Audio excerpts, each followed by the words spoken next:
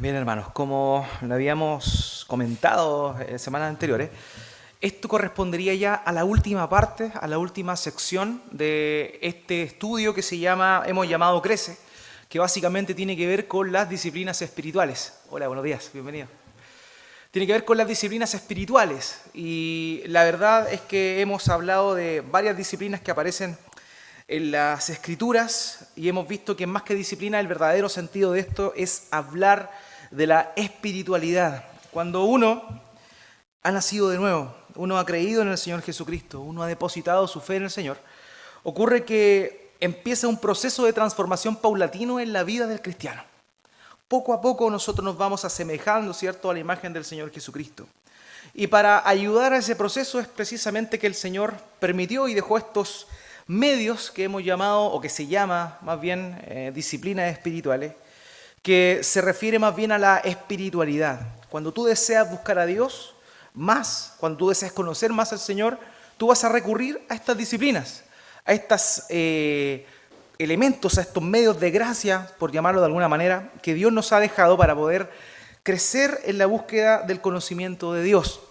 Hemos hablado de la oración, hemos hablado de la adoración como un término macro que engloba todo esto.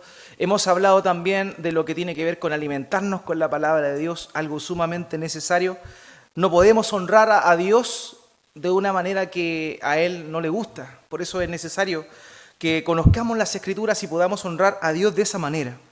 También hablamos de lo que la Biblia enseña referente al ayuno, una disciplina espiritual que a muchos nos falta, no tan solo para regularizar nuestros niveles de peso, sino también, por sobre todo, para buscar de una manera más intensa a nuestro Dios. También hablamos de la mayordomía, del servicio, cosas tan importantes. Pero vimos que cada una de estas cosas tienen un fruto. Y ese fruto es lo que el apóstol Pablo llama en la epístola a los Gálatas, en el capítulo 5, específicamente en el versículo 21 y 22, se habla de estas cosas como el fruto del Espíritu. Cuando uno busca al Señor, ¿cierto?, va a ir siendo transformado. Y esa transformación va a generar que nuestro carácter empiece a ser transformado también. Cada día más a la imagen del Señor Jesús. Vamos a ir asemejándonos a Jesús. En medida que vayamos buscándole más, en medida que vayamos avanzando en la vida de fe, nuestro carácter va a ir cambiando paulatinamente.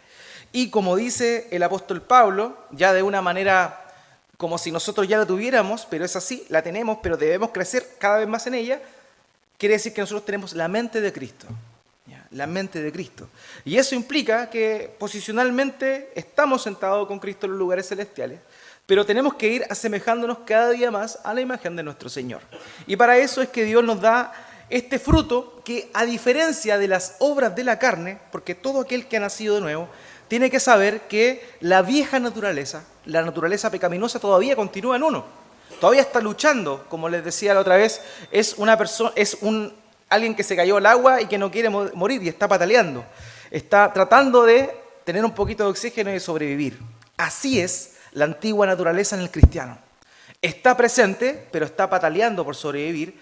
Y es ahí donde nosotros no tenemos que bajar la guardia, sino más bien tenemos que buscar al Señor para que vayamos creciendo conforme a la imagen de Cristo y cada vez ese viejo hombre mengue y la imagen de Cristo en nosotros empiece a aparecer más y más.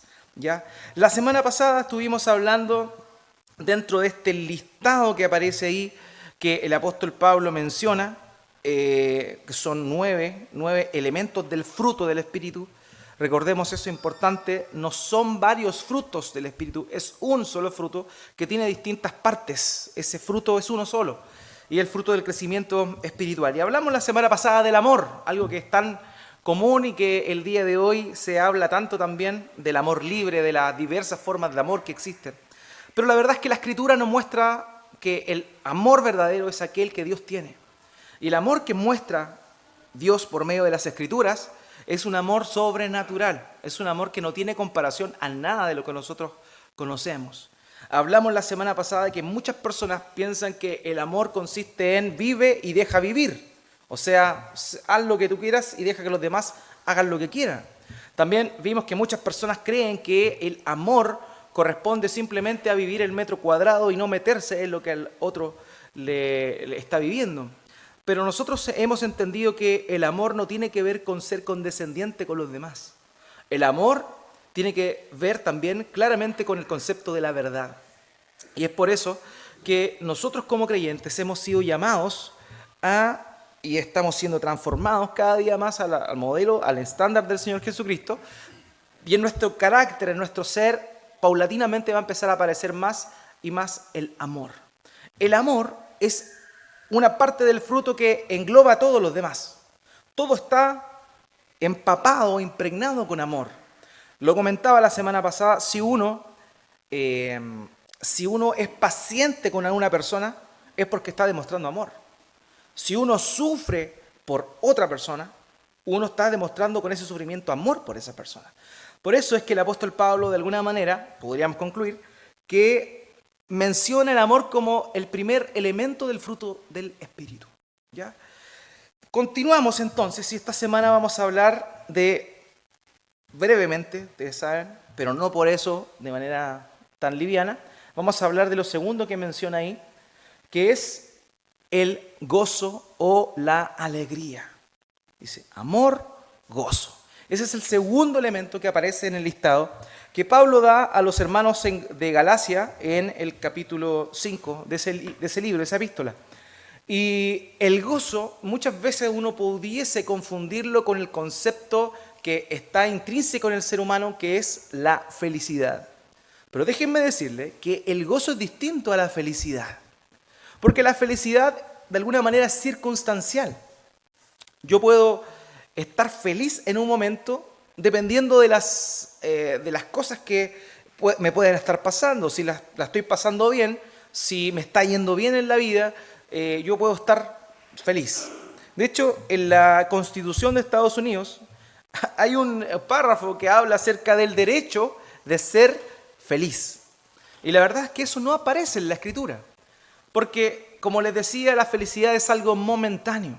En cambio, el término que emplea la Escritura para referirse a el verdadero elemento del fruto del Espíritu no es la felicidad, sino más bien el gozo o la alegría. Gozo y alegría son sinónimos.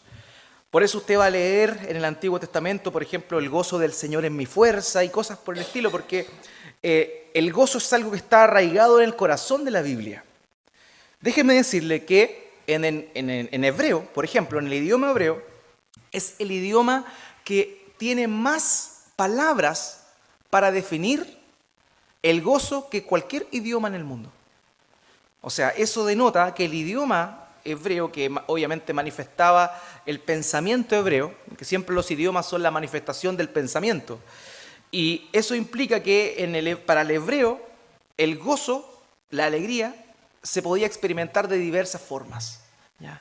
Y eso llama la atención. Si nosotros comparamos el concepto de felicidad que tiene el mundo, ¿cierto? Y nosotros simplemente buscamos algunas encuestas, podríamos encontrarnos, por ejemplo, que Chile se encuentra en el lugar 25 en el mundo de los que se consideran más felices. Pero eso es sumamente distinto a la realidad que nosotros vemos en las calles.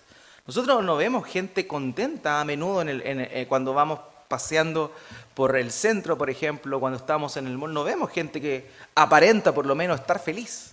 Sin embargo, para las estadísticas, Chile es el número 25 en el mundo de los países que más felicidad manifiestan y es el number one en Sudamérica. Imagínense, es una mentira en verdad si lo vemos a la luz del semblante de las personas que contemplamos en la calle. Pero lo que estamos hablando no es de esa felicidad que es, como decía Peter Veneno, es efímera, es hemífera, como decía él. Sino más bien está refiriéndose a la alegría, al gozo que viene de afuera, es un gozo externo. Por eso, como dice acá, la alegría no es simplemente la ausencia de problemas, de dolor y de sufrimiento. El estándar del mundo no es la alegría, sino la felicidad.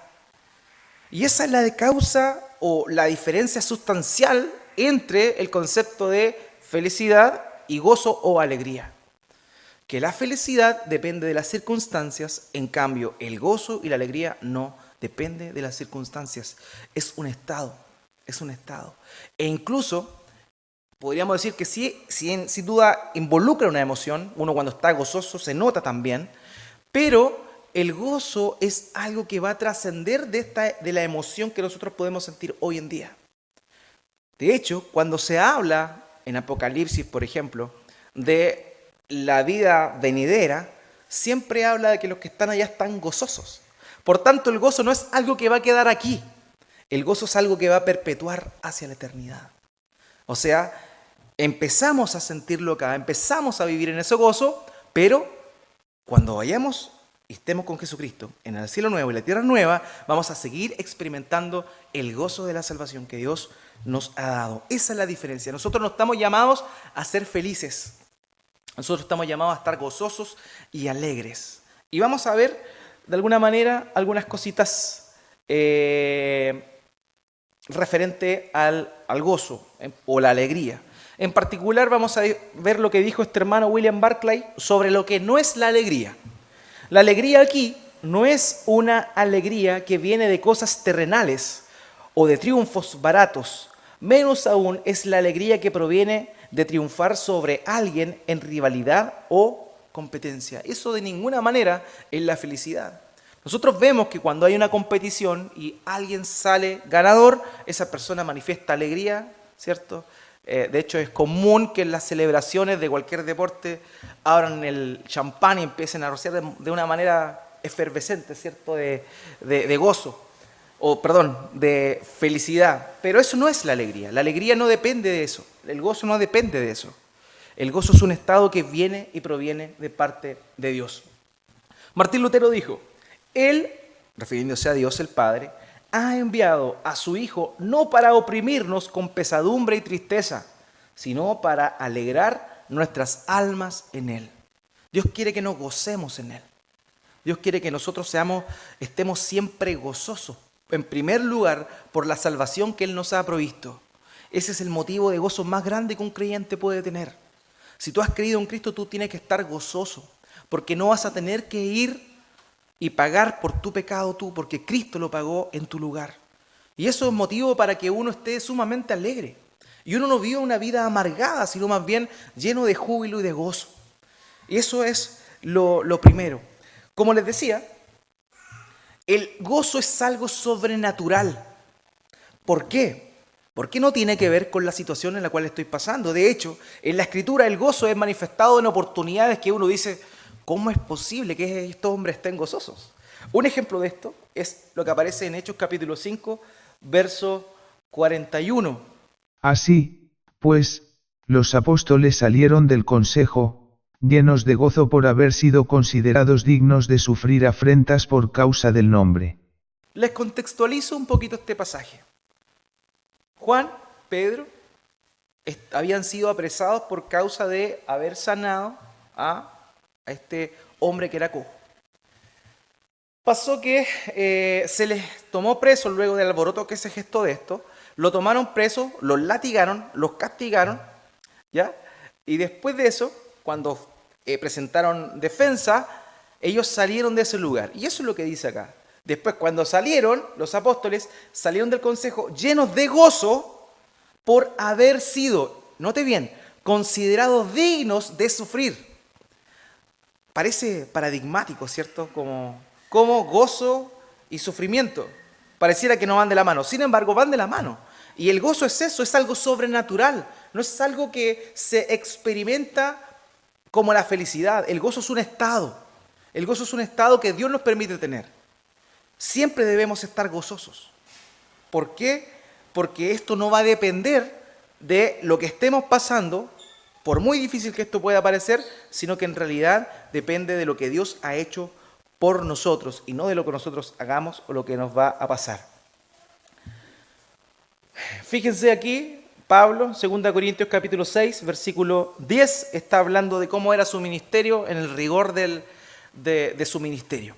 Aparentemente tristes, pero siempre alegres, pobres en apariencia, pero enriqueciendo a muchos, como si no tuviéramos nada, pero poseyéndolo todo. Fíjense, aparentemente tristes, pero siempre alegres, siempre alegres. Parecieran tristes, pero no, están gozosos. Parecieran pobres, pero no. Más bien están enriqueciendo a muchos.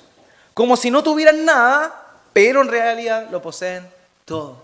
Ese es el estado en el cual se encuentra un creyente. No depende de la situación, depende de en quién tú estás. Si tú estás en Cristo, tú debes estar alegre, tú debes estar gozoso. ¿Qué sustenta el gozo?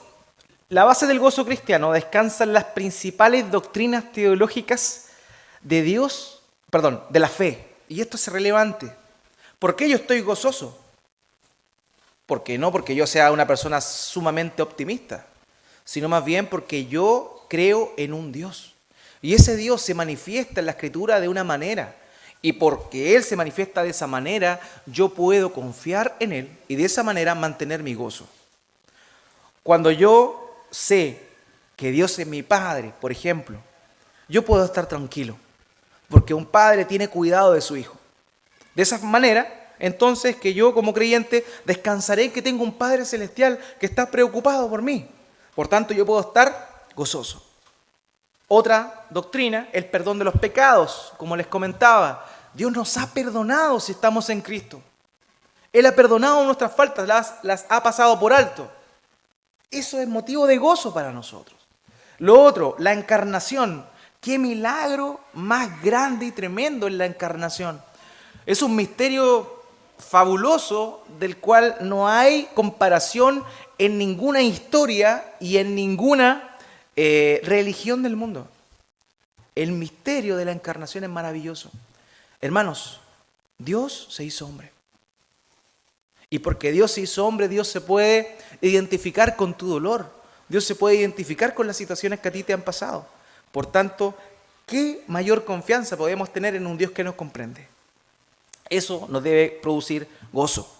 La resurrección, por cierto, la resurrección de Cristo nos debe producir gozo, puesto que ahí está nuestra victoria. La victoria de Cristo, cierto, está a la hora de haber sido resucitado con poder por el Espíritu Santo, como dice ahí en Romanos capítulo 1. ¿Por qué? Porque esa era la garantía de que evidentemente Cristo era aquel hombre que nunca había pecado. Y la muerte había vencido, y como Él venció la muerte, Él resucitó. Eso implica que cada uno de aquellos que estamos en Él, vamos a resucitar con Él también. Porque nos da esa esperanza y nos da esa promesa. Y también la doctrina del Espíritu Santo. El Espíritu Santo es mencionado o es descrito en la Escritura, en el Nuevo Testamento en particular, como el Consolador. Consolador. Esa expresión consolador tiene una idea bien interesante. Muchas veces tiene que ver con el lado legal. Los abogados de aquel entonces se le denominaban también paracletos o consolador, que era aquel que se paraba al lado de alguien para defenderlo. Hermanos míos, el Espíritu Santo es nuestro consolador, es nuestro paracletos, es aquel que está junto a nosotros y que nos defiende. Está con nosotros para consolarnos, pero también para acompañarnos. Entonces tenemos la compañía del Espíritu Santo. Debemos estar gozosos. Dios mora en nosotros, hermanos. Y eso debe ser motivo de gozo para cada uno de nosotros. Ahora, 1 de Pedro capítulo 1, versículo 8. Ustedes lo aman a pesar de no haberlo visto, y, aunque no lo ven ahora, creen en él y se alegran con un gozo indescriptible y glorioso. El solo hecho de creer en el Señor Jesucristo nos debe dejar a nosotros gozosos. ¿Por qué? Porque imagínense, sin creer, sin ver siquiera, hemos creído por algo sobrenatural que está puesto en Dios, que Dios puso en nosotros. La gente tiene esta filosofía muchas veces, esta filosofía de Tomás, ¿cierto? Ver para creer, pero cuán bienaventurados somos nosotros que, no habiendo visto, hemos creído porque Dios ha puesto eso en nosotros del creer. Por eso debemos estar agradecidos y gozosos, hermanos. Eso es el llamado que Dios nos hace a nosotros. ¿Por qué? Porque realmente este gozo que nosotros tenemos no proviene de nosotros, de la misma manera que el amor no proviene de nosotros, sino que proviene de Dios. El gozo que tenemos proviene de Dios. Romanos capítulo 15, versículo 13. Que el Dios de la esperanza los llene de toda alegría y paz a ustedes que creen en él, para que rebosen de esperanza por el poder del Espíritu Santo. Es Dios, el Dios de la esperanza, es quien nos llena de toda alegría, de todo gozo. Es Él. ¿Por qué? Porque podemos estar pasando por situaciones difíciles, pero podemos estar gozosos en medio de esa dificultad, porque esto proviene de Dios y no de nosotros.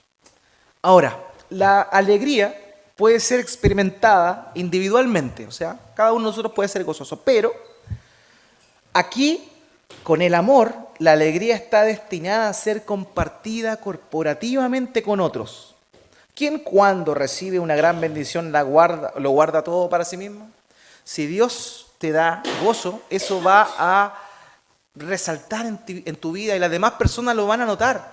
Las demás personas van a experimentar también contigo esa alegría. ¿Le ha pasado a usted? Hemos visto que la felicidad es un símil de la alegría o del gozo, pero es un símil que va a ser perecedero de alguna forma. Pero ¿se ha dado cuenta usted que de pronto, cuando hay alguien riéndose, a usted le dan ganas de reírse?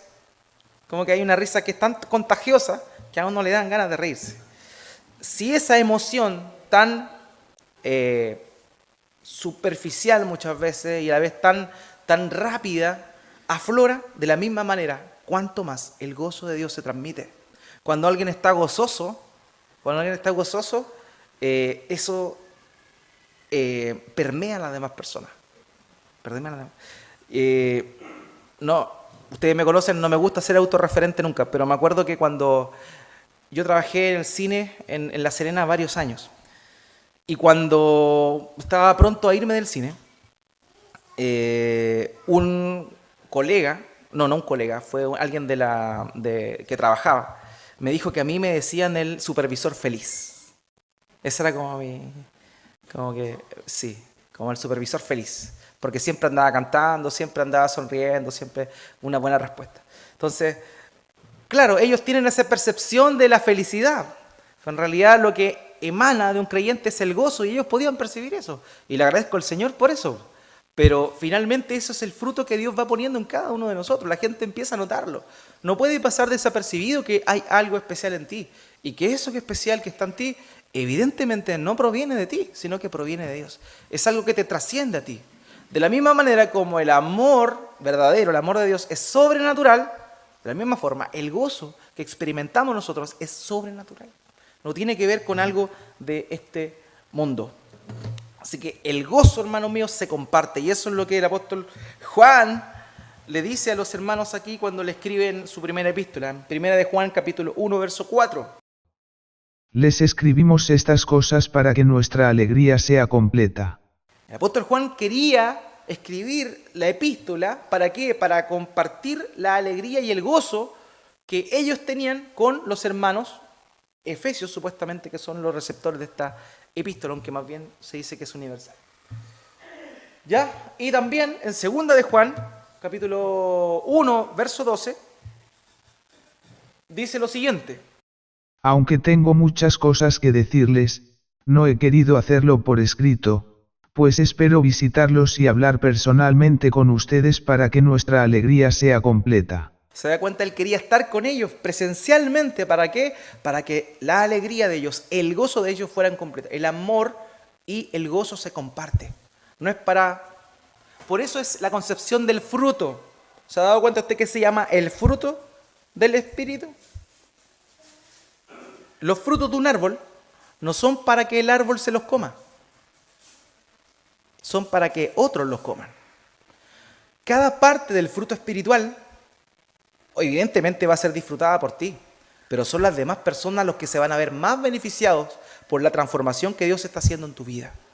Y eso es tremendo, hermanos, es tremendo. Son las demás personas las que se ven beneficiadas precisamente con la transformación que Dios empieza a realizar en nosotros. Y eso sería, hermanos míos, el pequeño estudio de hoy sobre el gozo. Vivamos gozosos. ¿Por qué? Porque ese gozo proviene de Dios. ¿Por qué? Porque Él nos ha salvado. ¿Por qué? Porque conocemos a Dios. Si conocemos a nuestro Dios, no podemos estar amargados, independiente de la situación que estés viviendo. No importa, no importa. El gozo no depende si lo estás pasando mal o si lo estás pasando bien. El gozo depende de aquel que te salvó y que te da ese gozo. Oremos, hermanos. Dios mío, gracias te doy por este tiempo de compartir junto a mis hermanos este estudio, Señor, sobre el gozo. Ayúdanos a ser personas alegres, gozosas, que se regocijan en tu verdad, Señor, en lo que tú eres y también en lo que tú has hecho por cada uno de nosotros. Muchas gracias, Padre, por ese amor infinito que derramaste en nuestros corazones. Motivo suficiente, Dios mío, para estar más que alegres y vivir esta vida afrontándola con todo el optimismo del mundo, sabiendo en verdad que cualquier cosa buena o mala que nos pase es porque tú así lo permites. Gracias, Dios mío, te doy. Ayúdanos a comprender esto y por sobre todo a vivir en ese gozo. Dios mío, gracias en el nombre de Cristo Jesús. Amén.